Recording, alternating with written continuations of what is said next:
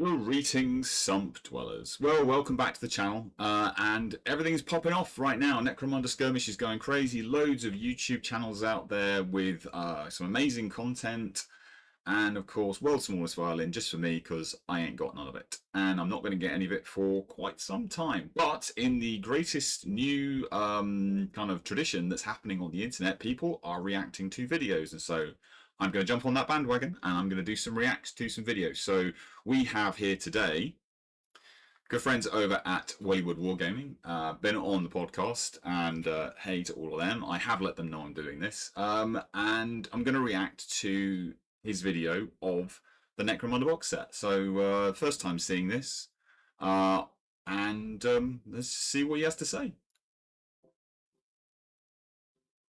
Liking his intro music, very cool. Howdy Hive Scum, and it is a joyous early Sanguinala for me because Games Workshop were lovely enough to send me a copy of Warhammer Necromunda Skirmish, the new core set of Necromunda. I have to say, this is probably one of the biggest moments in my YouTube time, that's for sure, in the last 4 years of doing YouTube and the last 9 or so years of playing the current edition of Necromunda. Things are changing. We have a new core set, and what I'm going to do today is give you my first impressions, because I haven't actually opened this box yet. I just got back. Just to pause there for a second. 9 years. I mean, 9 years since N17 came out. I mean, how time flies when you're having fun. And it's been a lot of fun playing this game system.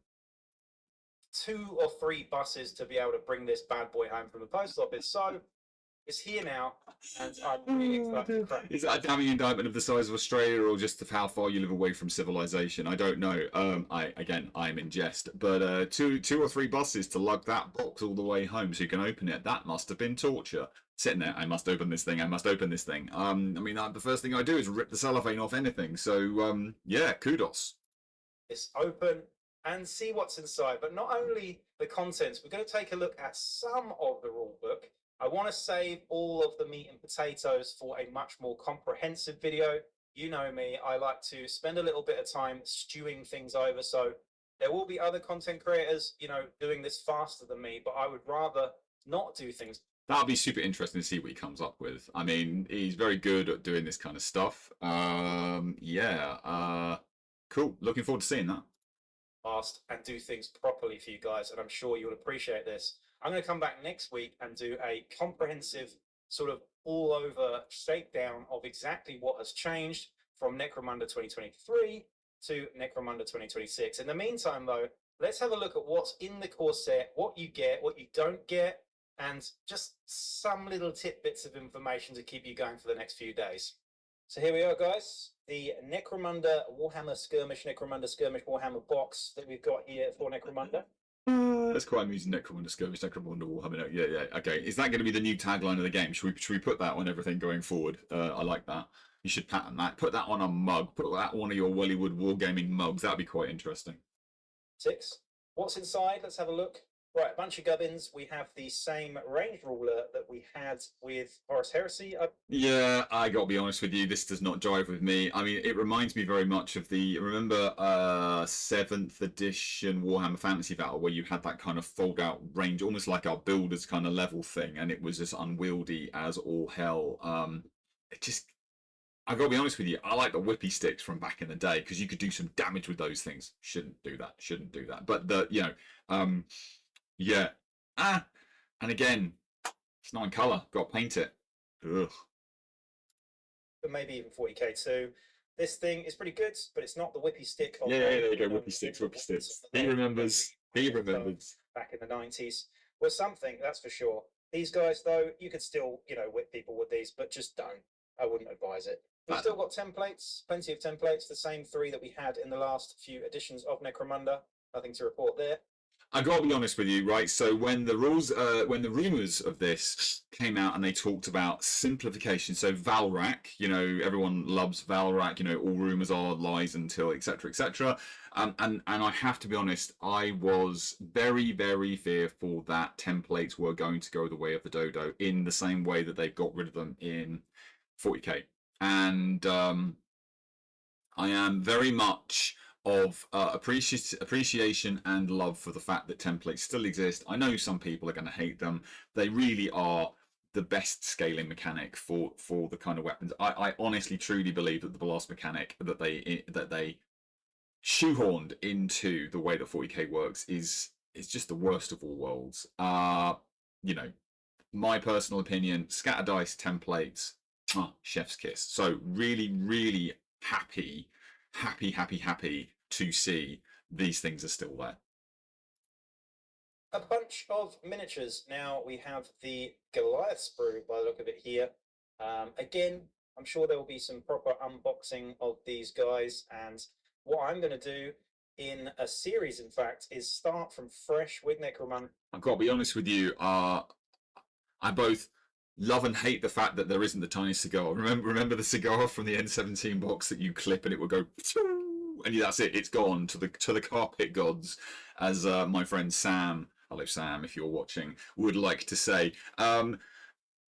Models look great. I mean, you know, very Goliathy. I really like these here. You know, hooky things. They look pretty nasty. I mean, very, very pit slavey from back in the day. I mean, you know, I could absolutely see some of these models if you wanted to kit bash them up and turn them into pit slaves. I thought that immediately when I saw the models being put out. These big hooks. It just reminded me of the pit slaves. Nothing crazy small on that sprue. You know, this little thing here. Okay, that's going to be a little bit annoying, and inevitably some people are going to lose that. But generally speaking, not too bad. Anything from a mold line perspective, why on earth? Because sometimes you find with G-dubs they design these things and then they put these vents in the most asinine of possible places, which makes modeling a complete pain in the what's it. No, actually, I mean, I never like it when they put things on biceps. I've got to be honest with you, but generally speaking, no,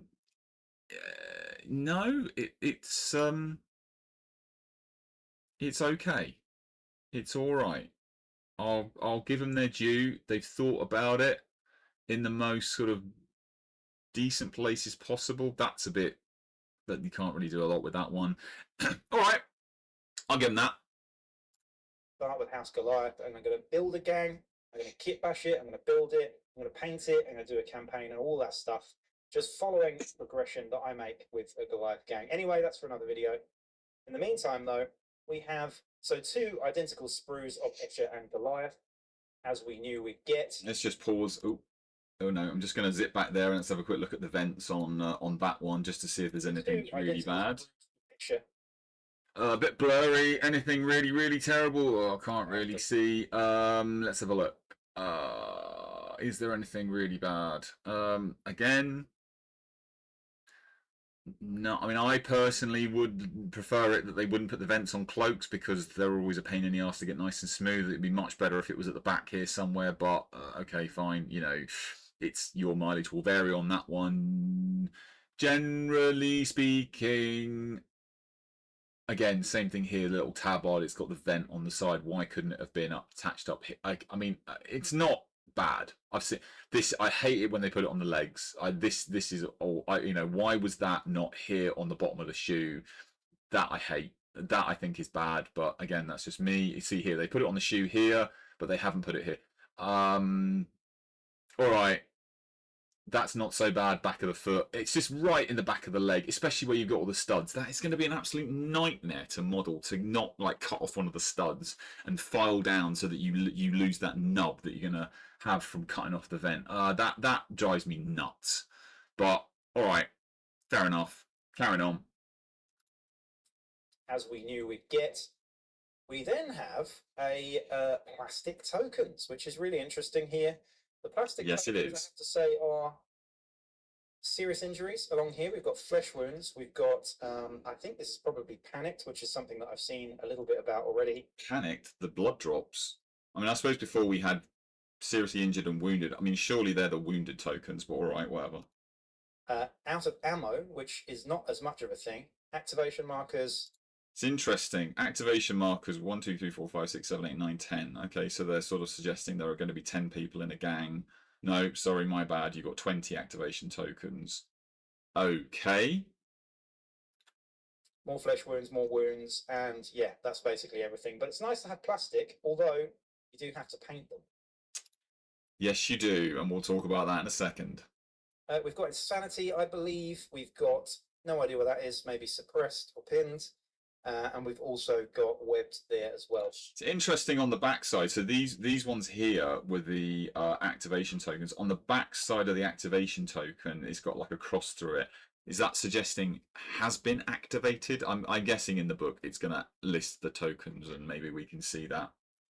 Unfortunately, webbed is still in the game. Well, yeah, but the web is still in the game. But the thing is web has been so watered down that actually it's functionally it's a shadow of its former self. And if we go back, right, like this is a kind of interesting point.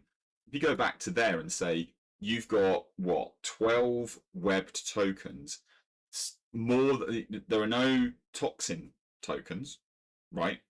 That I can see. You got insanity tokens. So that to me suggests that you have got far more web options coming up, albeit the fact that the thing is so watered down, it's functionally just going to remove a movement turn, from most people. As I've said, it's not doing what it did before. It's gonna be a strength test at the end of your movement, end of your turn. Roll higher than your strength. I'm guessing higher than your strength, and boom, you're out. It's not taking you out of action. It's not going to, and if you don't roll higher than your strength, so it's just going to keep you tied up. So essentially, what it's done is it's got rid of the out of action part of webbed. You can no longer succumb to your. So the fact that you've got 12 webbed tokens in this beginner starter sprue implies that there's a lot of web in this box. Don't know. Interesting. There as well. So unfortunately, webbed is still in the game.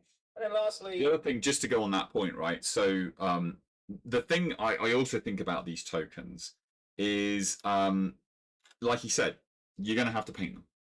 And I think there are just way better options. So if you think about it, I think very, very quickly we are going to see 3D printed options either purchasable through things like Etsy or our good friends over at Tempest Terrain doing where have they got? They've got their command tokens, full color, multicolor prints, or people are going to have STL files that you can download from My Mini Factory. A big fan, My Mini Factory here kind of thing. You can go and you can download stuff from different people. The idea is going to be that you can actually produce or buy one or the other very nice tokens straight out of the gate for a very small amount of money that is going to be so much eminently better than you having to paint your own tokens. I really kind of don't understand, and especially with the thing that GW talking about multicolor terrain that they're clearly UV printing. And again, there's going to be a video on UV printers because they are the future. Again, I'm just thinking, and I'm going to do this, Yeah. Anyway, back to the video. And we've also got webbed there as well. So unfortunately, webbed is still in the game. And then lastly, we have a sprue of terrain. Only one sprue. It's not much. It is quite a meager box, this, but it's yes, it is. Set. You're not going to get a huge amount of terrain in it. It's kind of nice that we actually get any, to be honest. I mean, that's true, but it's nicer terrain than the stuff that was in the original N17 box. Okay, so that was just bulkheads, right? But if you think about the old N17 box, you actually had the tiles with the kind of the cooked in. Let's see if I can find it. So let's just sort of go here to Google Images, and we had these tiles here that had the walls built into them. So yes, okay, you had bulkheads, and let's see if we can find something that was built in. We had things like this. You had bulkheads built in, but then you knew that, like, here were your bulkheads, but you knew that you could basically still play your game, and even though you were using these walls, you could put bulkheads between them, and you effectively had a terrain system. We go to the system that they've got now. This was the thing that they showed on the community page, and you've got this battle mat that's got nothing kind of cooked into it, and then you can put these bits of terrain down. Yes, the terrain is much nicer than the straightforward bits of bulkhead that we had previously. So there's been a massive positive there, but it's very open. I mean, yeah, okay, you've got some pits and stuff, but there's nothing kind of cooked into that battle map that says, oh, here's a wall, or here's something that blocks line of sight. And so for a game system that is kind of skirmish and relies on a lot of terrain, this is incredibly open.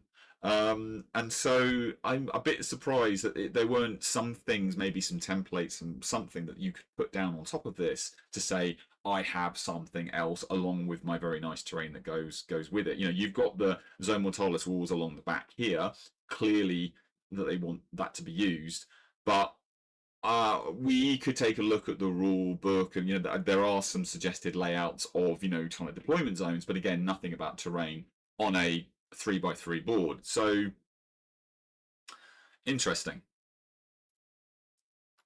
to see how these work on top of a actual tile. So maybe I'll put these onto one tile and just make a slightly more sparse looking tile for Necromunda. Yeah. All right, you can tell this guy has been thrown around at the post office as well, just a bit of a shame there, but that's what you get in Australia, unfortunately. Probably all over the world. Bloody cowboys, I tell you. Having a look under here, though, as I destroy the box, we've got the dice, which are just black and yellow. I'm not going to. Black and yellow, that's a bit of a shame. I mean, I know all the boxes start with black and yellow, but you'd think new edition, maybe they could have come up with new colours for dice or something like that, but whatever. Getting those. And we've got a bunch of bases, which I believe are the same as they were before. So yeah, they look identical. I mean, it's still interesting that they're having the 25 and 32mm bases, so obviously Goliath are going to go on that, and the Escher on 25 still, that they haven't unified around a set base size. I mean, I typically, regardless of model, stick them on 32s because reasons.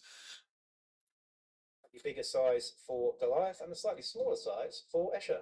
Inside another box here, we have Warhammer Necromunda Skirmish, and the thing that I'm most excited to have a look at, the thing that I'm going straight for, as you can tell, is the core rulebook. This is a chunky big boy. Doesn't look as big as the current rulebook, but all right, I'll take your word for it. And I'm going to spend the next few nights reading this into the small hours over candlelight, and really. Again, is that another damning indictment of the fact there's no electricity where you live?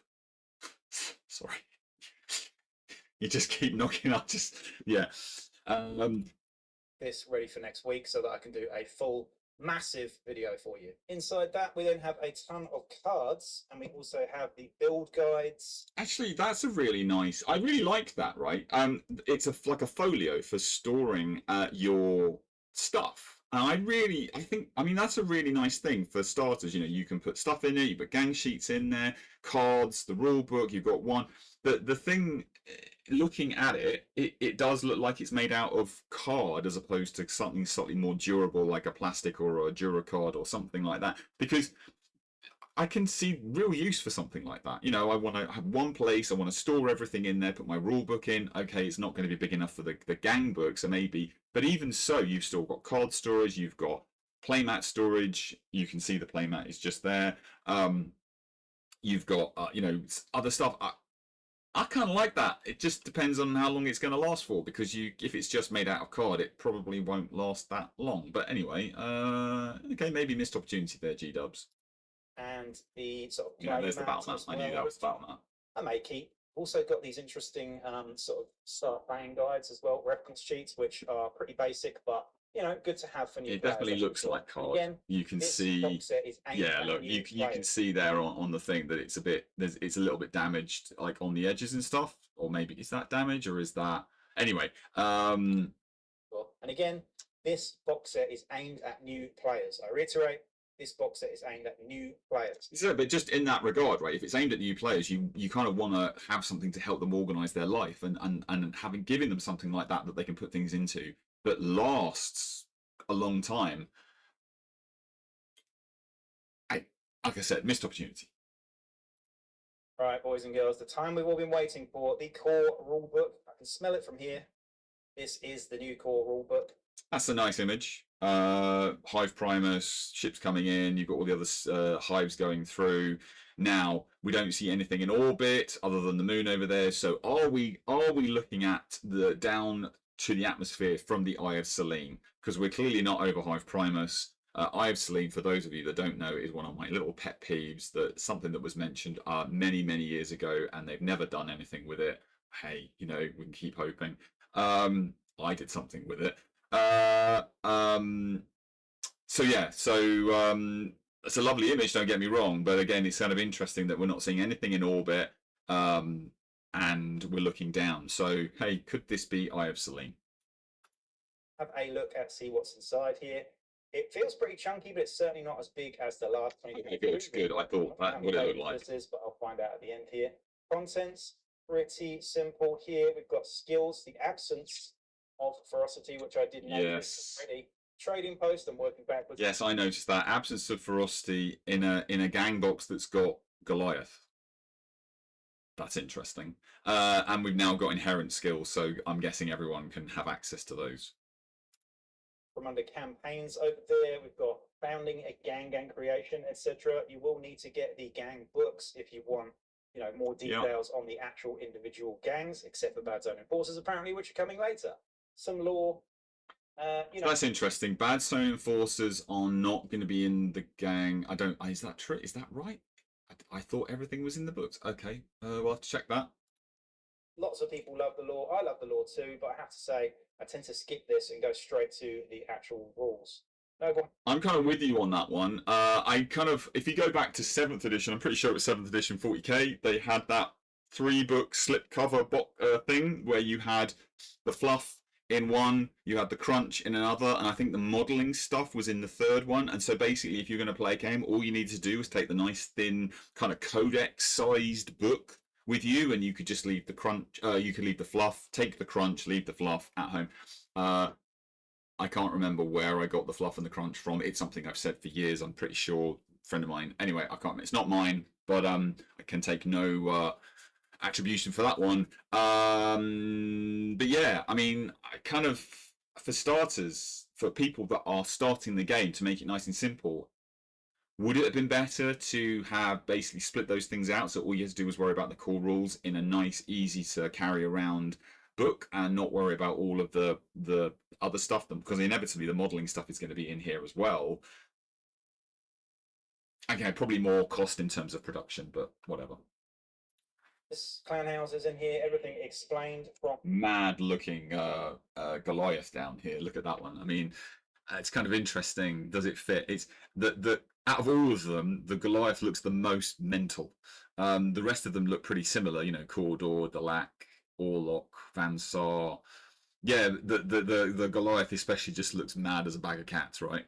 Or mad as a bag of spanners. Pick your poison on that one. Escher down to House Van Saar. And then we get to the rule. Actually, let's just go back. Right, that was kind of interesting. Let's just the Spires. Oops. Then we get to the rules introduction with a really YouTube messing me up, right? And then we get to the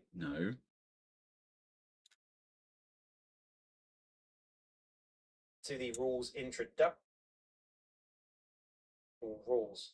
Noble houses, clan houses in here, everything explained from House Escher down to House Van Saar. Yeah, so this is kind of cool how we've got all the different houses, Temenos. Ooh, that's just... wow, YouTube is really killing me here. From House Escher down to House Van Saar. And then we get to the rules introduction with a really nice piece of artwork of an Escher there as well. Not too colourful, which is good. But not too colourful? What do you mean? I don't agree with that. It's very colourful, but I do like the style change. It's more kind of what's that? Comic book anime, not anime, but you know what I mean, comic book watercolor, kind of in that sort of style.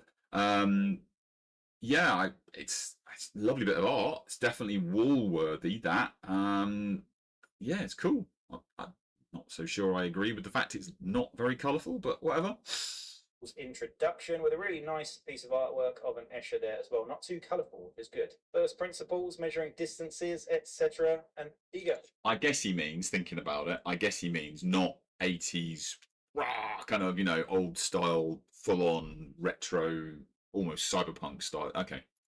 This is nice. We've got mention of the Arbitrator. So the Arbitrator still very much part of the essence of Necromunda, and I really like that that's been included. I think that that's good. I having looked at the rules all the way through, I'm pretty sure that that's going to happen a lot. And I agree with him. I agree with you that you know the arbitrators are critical to this game, and the fact that they've made some rules optional.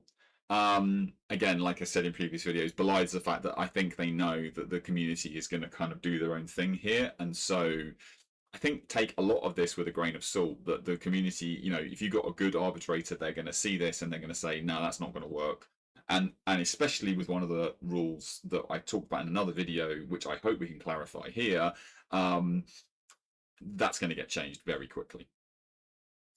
Ready. Line of sight and cover. So we still have vision arcs. A few people were worried about that. That's a good thing. That's a really good thing that we still got that. I really hate the fact that we don't have that in 40k. Have the sort of arc traits as well. Arc trait, which might be different for vehicles and things like that. And already I can see a change to cover. It has been stripped back by the looks of it. If the target is fully visible, they are not in cover. If any of the target is obscured by terrain or models, they are in cover. Oh dear. This is exactly the thing I said in my previous video. Rules as written, if any of the model is in cover, so it doesn't specify the core part of the thing or anything like that. So a hand, a barrel, a wingtip, whatever is in cover, the whole model's in cover, and so you are just opening yourself up to the spam or the abuse that this system allows. Here I am. Here is a wall. I've got one tiny part of my mod of my, you know, I've got a hand out here like this or whatever that's in cover. So imagine that, you know, the frame that we're talking about here, and my hand is in cover. I am not in cover, but I'm in cover. So because I'm in cover, right? Can you see how that can be abused? So you can model for advantage, because again, kit bashing, etc., etc. Nice long barrel on my gun. Oh look, the tip of the barrel's in cover, but the rest of me isn't the model. This needs a massive clarification. This is going to be abused in exactly the same way that it was abused in 10th edition 40k, and it's the reason they got rid of it.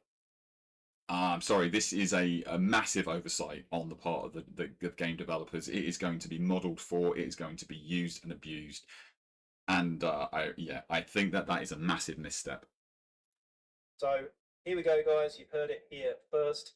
Cover does not have soft and heavy anymore. Cover is just you are or you aren't. We've got model statuses here, and the one that I'm going straight to here is suppressed. Yeah, I mean, we'll talk about the suppressed. I think it's pretty bad, pretty terrible. Personally, I think that is a massive oversimplification that is a step too far, and I think arbitrators are going to do something about that. They have to do something about that. I think this is probably how pinned has been changed here. Models generally become suppressed as a result of being hit by enemy fire and may perform one less action during their activation. If a suppressed model ever becomes engaged by an enemy model, they will immediately change their status to engaged. A model can never be both suppressed and engaged. Very interesting. So slightly different to pinned. You're not just lying down on the ground. You are instead given one less action. I like it. I don't see that as fundamentally any different. I mean, pinned, you're on the floor. To do anything, you had to stand up. And so to stand up was an action. And so effectively, you only had one action if you were pinned. You could crawl, but that was a move. I'm guessing you can still crawl if you're suppressed. And so it's not any different. All they're doing is giving you a token for pinned rather than laying models down. And there seems to be this trend. You see it in Blood Bowl quite a lot. They introduced those tokens because the community was complaining they didn't want to lay their models down, you know, because either things were breaking or the paint was, you know, in my opinion, it's called varnish people. Especially with the plastic models, I don't really understand that. Or we don't want to lay stuff down. You know, I will be going forward. I should be ignoring this. My models are going to lay down just like they did all back in the day. You know, on their back for pinned, on their front foot for wounded. It's just, I always thought it should be the other way around. I always thought if they're pinned, they're kind of on their thing and they're crawling, you know, through the trees kind of thing.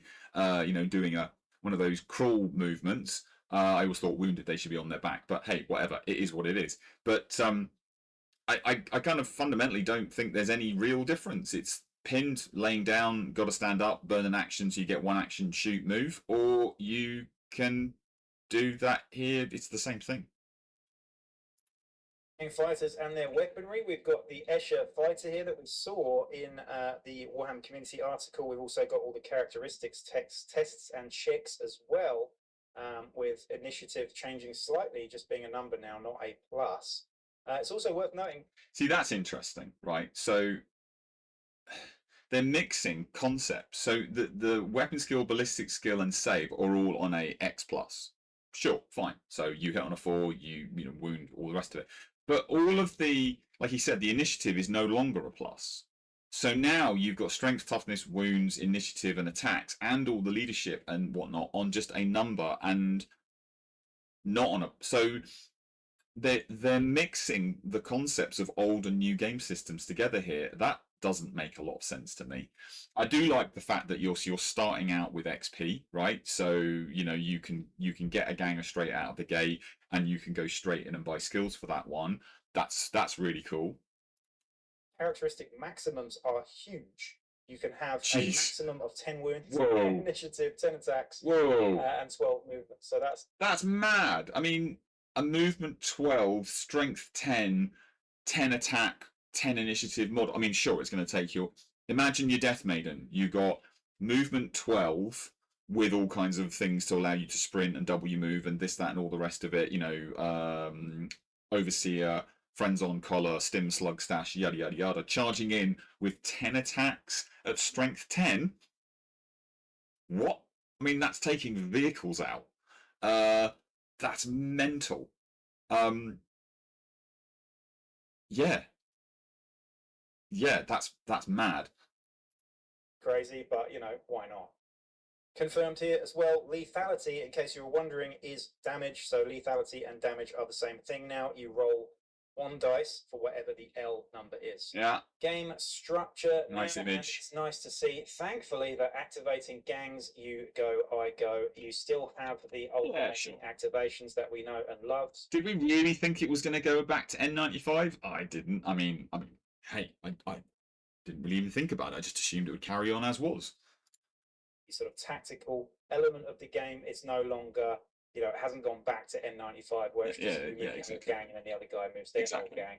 It's basically exactly the same as it was.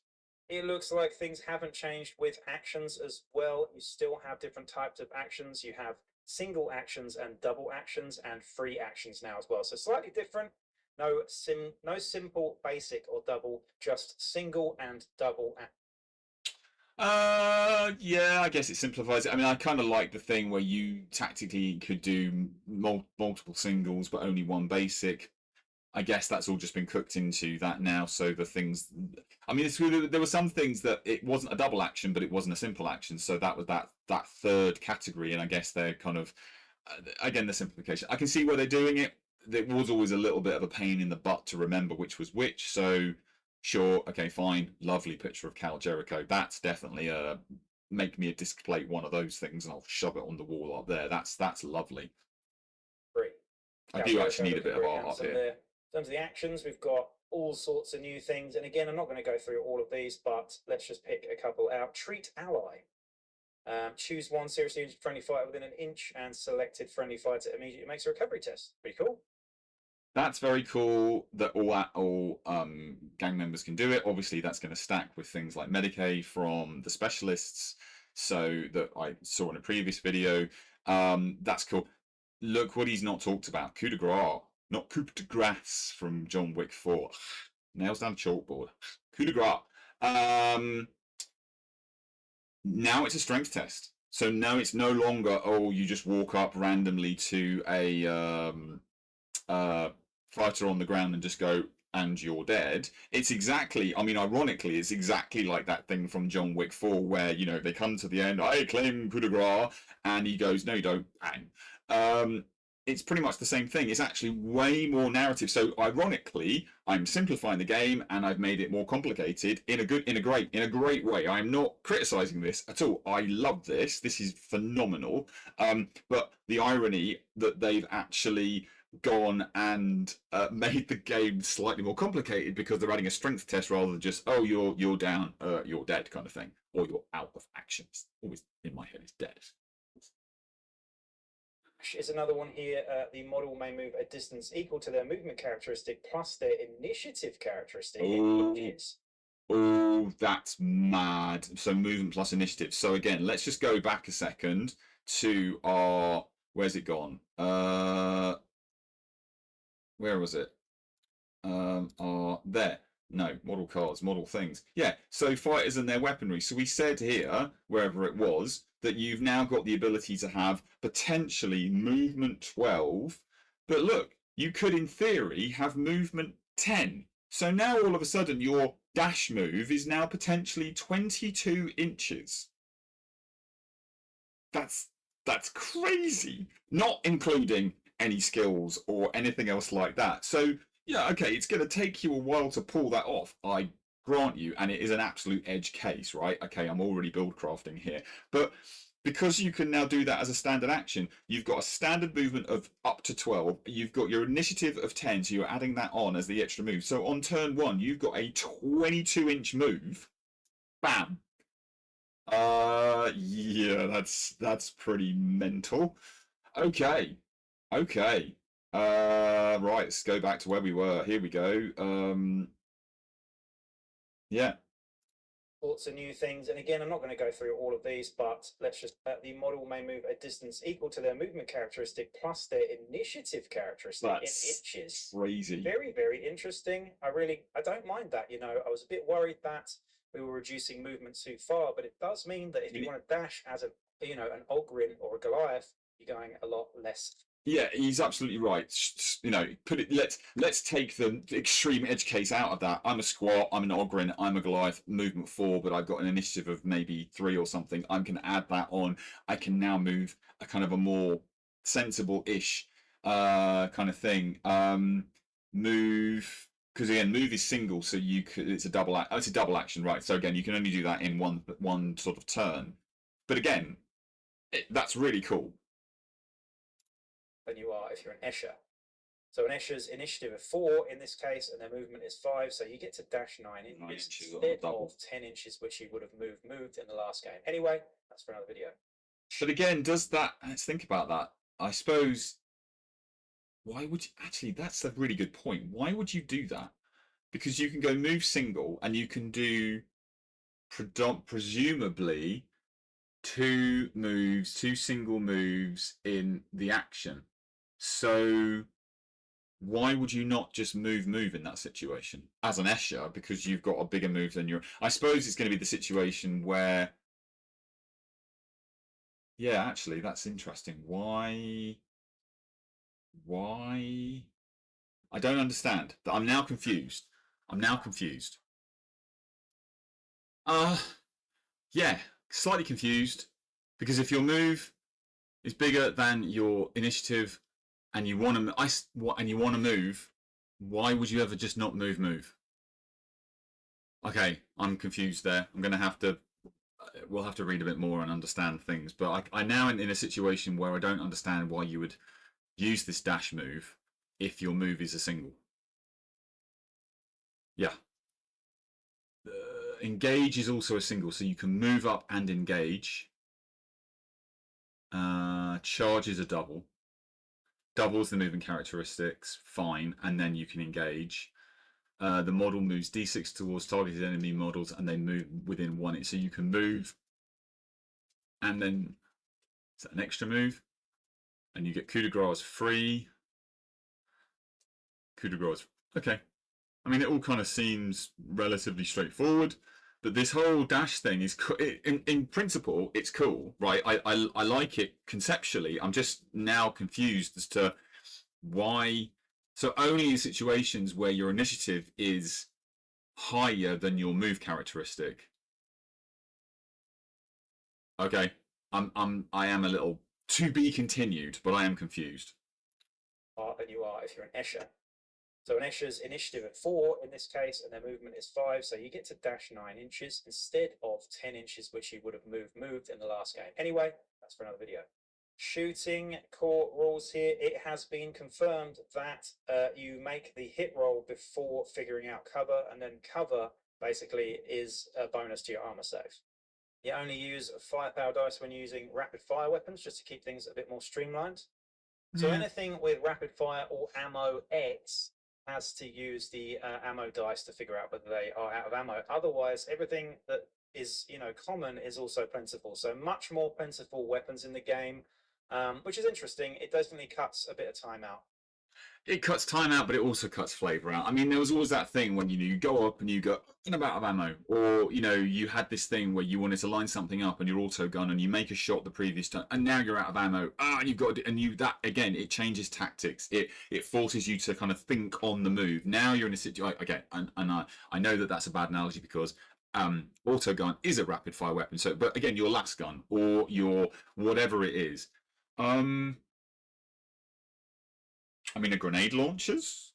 I suppose grenade launchers might have an ammo kind of roll cooked into it because it's a grenade thing, but they're not rapid fire. So there's a lot of cases there where you would say, I'm a little bit. I understand why they've done it, and they want to speed things up for the more simplified gang versions. I've got lots of las guns. I've got lots of stub guns. But ironically, the thing here is that you're supposed to be using weapons that are of a much lower quality, and so jams are supposed to happen a lot more. Out of ammos are supposed, you know, the ammo is unreliable, and so you're actually making the guns more reliable by removing this, which is narratively defunct because the whole point is that these weapons are not supposed to be, you know, the best and the brightest, the things that the Imperial Guard have got. These are things that are cobbled together by street urchins and gangs in the underhive of Necromunda, and out of ammo is supposed to be a thing. So, Close combat. Here's where we really wanted things to change. Again, though, I don't want to go into too much detail here because this is for another video. But as we can see, all sorts of juicy little bits of information on the page here. You know, and reaction attacks and stuff are slightly different. So you can just about read it there, and I've seen it elsewhere. Each combat fights in an order determined by their initiative characteristic with the following modifiers. And you know what? Mwah! Chef's kiss, perfect. This is exactly what we needed. This is something that was, you know, obviously inherited from previous editions, Warhammer of old, and I believe N95 if memory serves. This is exactly right, because why on earth would some bone picker with a broken bottle expect to get the jump on a Death Maiden or an Escher leader with a stiletto sword that is they're clearly trained for? Yeah, 100% the right thing to do. I love it, and it is going to seriously make people think about the tactics of how they engage, because they know if they go after that combat monster, there's a very good chance that if you're speccing into being a combat person, then people are going to spec into initiative, which means all of a sudden you're not going to be going first and, you know, oh, I charge in with X number of attacks and I can get it off and maybe I kill the combat monster before they get a chance to do their react attack. No. Out you go. So I think that this is a fantastic change. I love it. Determining initiative. I'm actually going to leave that now and just let you, you know, look at the page there for a little while and figure it out yourself. I'll come back and talk about that at length next week. We got weird powers and weirds.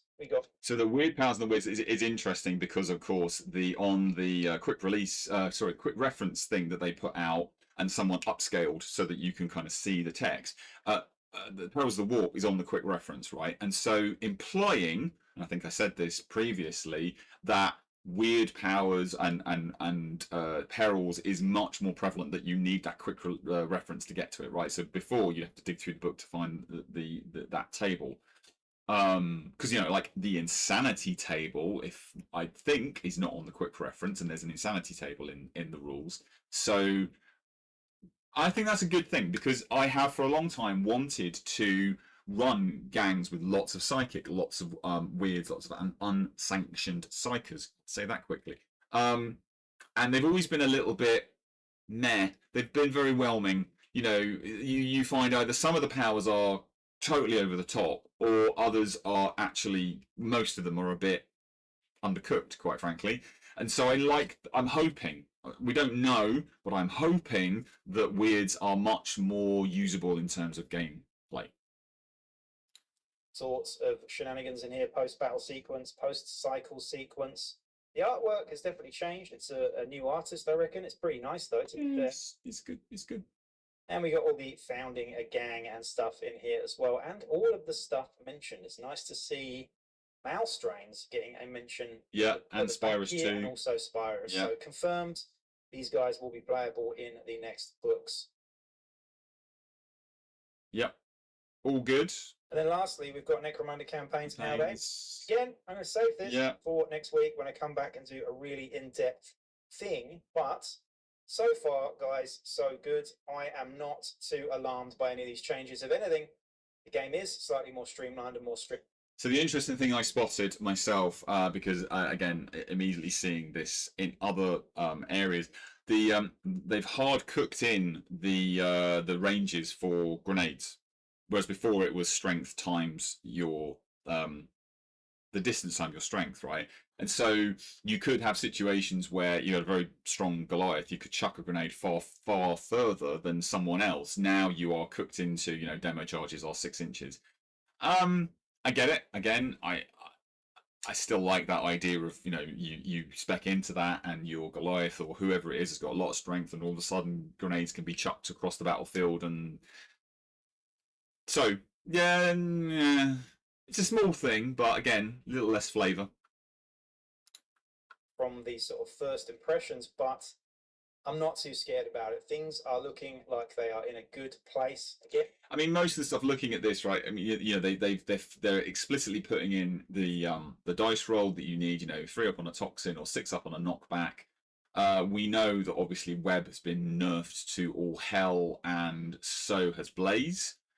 See my other videos for that, but you know, those two things. I mean, the loss, the absolute gutting of Blaze for me is no, not interested. That is something I think we should do something about as a community, right? I know obviously people will fight back on me at that. You know, they don't like Blaze and they completely overrun games, and there's a whole back and forth on that. But I think the way that they've done that, I'm not a fan. I am right here, right now, before I've even played a game. The loss of that chaos that Blaze can create, and I say that again from it happening to me and me doing it to other people, right? This is not I'm amazing and I can turn everyone on fire and it wins games for me. I have had probably more games than I've played where I've been the person that suffered from running around like a maniac and not being able to do anything with my gang. And I just think, from a narrative perspective, it's hilarious and I love it.